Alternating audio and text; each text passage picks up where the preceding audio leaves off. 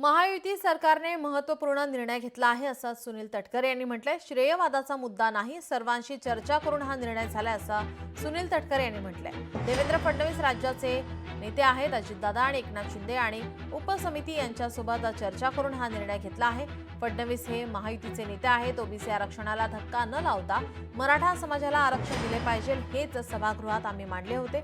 OBC समाजाला धक्का न लावता मराठा समाजाला आरक्षण देण्याची गरज हीच राष्ट्रवादीची भूमिका काल होती आणि आज पण आहे असंही तटकरे यांनी म्हटलंय।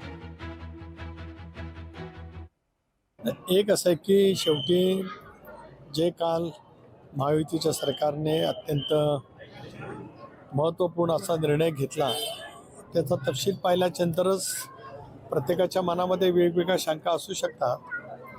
मराठा समाजाच्या मनामधल्या ज्या शंका होत्या त्या दूर करण्याचा प्रयत्न राज्य सरकारने नक्कीच त्या ठिकाणी केलेला आहे। ओबीसी संघटनेच्या मनामध्ये सुद्धा काही या संदर्भातल्या शंका असतील किंवा त्यांच्या आरक्षणातून नेमकं काय जाणार आहे की काय हे शेवटी त्याचा अभ्यास केल्यानंतरच कळू शकेल।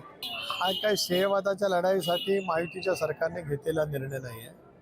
राज्याचे मुख्यमंत्री देवेंद्रजी फडणवीस यांनी अभ्यासपूर्वक उपमुख्यमंत्री राष्ट्रवादी काँग्रेसचे राष्ट्रीय अध्यक्ष नामदार अजितदादा, उपमुख्यमंत्री शिवसेनेचे प्रमुख एकनाथराव शिंदे, मंत्रिमंडळाची या संदर्भामध्ये नेमलेली उपसमिती या सर्वांशी सारासार चर्चा करून तो निर्णय त्या ठिकाणी घेतलेला आहे।